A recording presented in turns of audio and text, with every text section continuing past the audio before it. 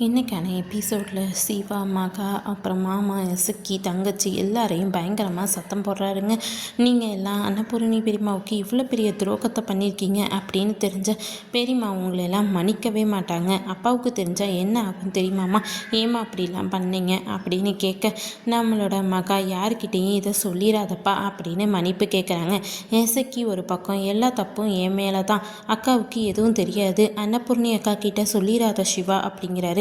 பெரியம்மாவுக்கு தெரிஞ்சால் பெரியம்மா ரொம்பவே வருத்தப்படுவாங்க. இப்படி ஒரு கேவலமான ஜென்மங்களுக்கு அடைக்கலம் கொடுத்து வீட்டில் வச்சுருந்தோம் அப்படின்னு ரொம்பவே வருத்தப்படுவாங்க. இன்னொரு தடவை நீங்கள் பெரியம்மாவுக்கு எதிராக ஏதாவது பண்ணிங்கன்னா நான் உங்களை சும்மா விட மாட்டேன் அப்படின்ட்டு அங்கேருந்து போயிடுறாருங்க. நம்ம எசக்கி, என்னக்கா இவன் இப்படியெல்லாம் பேசிட்டு போகிறான் அப்படிங்க, எப்படி அந்த வக்கீல் இவன்கிட்ட போய் சொல்லியிருக்கான் பாரு, எப்படி ஒரு வக்கீலை பிடிச்சிருக்க பாருடா அப்படிங்கிறாரு.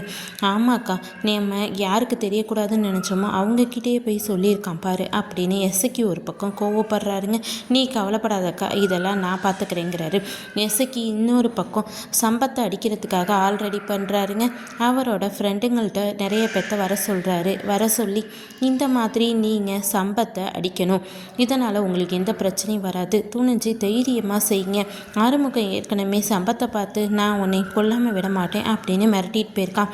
இந்நேரத்தில் சம்பத்தை செத்து போயிட்டானா அந்த பழியெல்லாம் ஆறுமுகத்து மேலே தான் விழும், உங்களுக்கு எந்த பிரச்சனையும் வராது, தைரியமாக செய்யுங்க. அவன் நைட்டு 10 மணிக்கு தான் இந்த பக்கமாக தான் வேலையை முடிச்சுட்டு வருவான், சாக்குப்பையை எடுத்து முகத்தில் போட்டுக்கோங்க, போட்டு அடியன்னு அடித்து நல்லா கத்தியெல்லாம் குத்திடுங்க, அவன் செத்து போயிடுவான். அந்த பழியை தூக்கி ஆறுமுகத்து மேலே போட வேண்டியது என்னோட பொறுப்பு, நீங்கள் எதுக்கும் கவலைப்படாதீங்க அப்படின்ட்டு அங்கேருந்து போயிடாருங்க.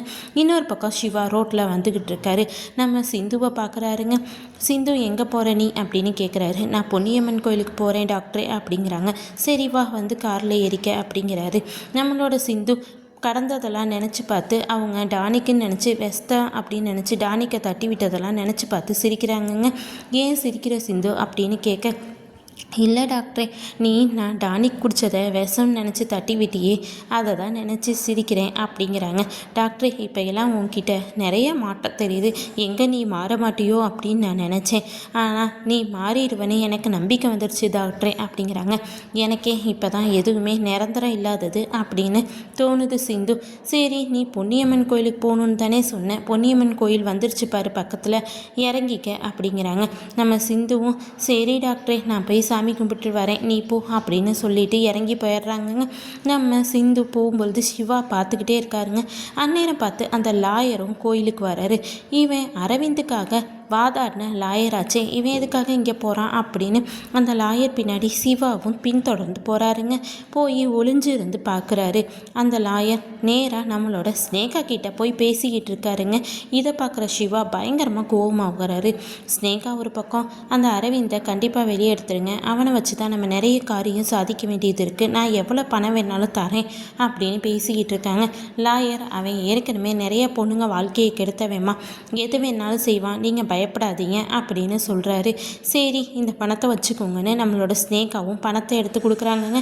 இவங்க பணம் எடுத்து கொடுக்குறத இன்னொரு பக்கம் சிவா பார்த்துக்கிட்டே இருக்காருங்க. பார்த்துக்கிட்டு இப்படி ஒருத்தையாக காதலிச்சோம் அப்படின்னு வருத்தப்படுறாரு. அவர் கோயிலேருந்து வரும்பொழுது அவருக்காக இந்த பக்கம் சிந்து ஒரு பக்கம் படிக்கட்டில் சாதத்தை போட்டு தரையில் சாப்பாட்டை வச்சு சாப்பிட்டுட்டு இருக்காங்கங்க. கேட்டதுக்கு இதை ஒரு பரிகார பூஜைன்னு சொல்கிறாங்க. இன்னொரு பக்கம் நேராக ஸ்னேகாவோட ஆஃபீஸ்க்கு போகிறாருங்க. போயிட்டு ஹாஸ்பிட்டலில் இருக்கிற நர்ஸு வெளியில் போக சொல்லி, நான் தனியாக பேசணும் அப்படிங்கிறாரு. நர்ஸும் அங்கேருந்து வெளியில் போயிடுறாங்கங்க. ஸ்னேகா கிட்ட கேட்குறாரு, ஏன் ஸ்னேகா இப்படிலாம் பண்ண, எதுக்காக நீ லாயரை செட்டப் பண்ணி நம்மளோட சிந்து மேலே இவ்வளோ பெரிய பழியை தூக்கி போட்ட அப்படிங்க. ஸ்னேகா, எனக்கு தெரியவே தெரியாதுங்கிறாங்க. உடனே அந்த லாயரும் வந்துடுறாருங்க. இப்போ என்ன சொல்கிற அப்படிங்கிறாரு.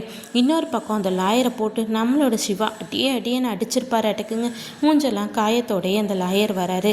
ஒரு பொண்ணாக இருந்துக்கிட்டு இன்னொரு பொண்ணு மேலே கேரக்டர் சரியில்லை அப்படின்னு இப்படி ஒரு பழியை தூக்கி போட்டுட்டியே, நீலாம் பொண்ணா அப்படின்னு ஒரு அறையும் பழிச்சுன்னு விட்டுறாருங்க.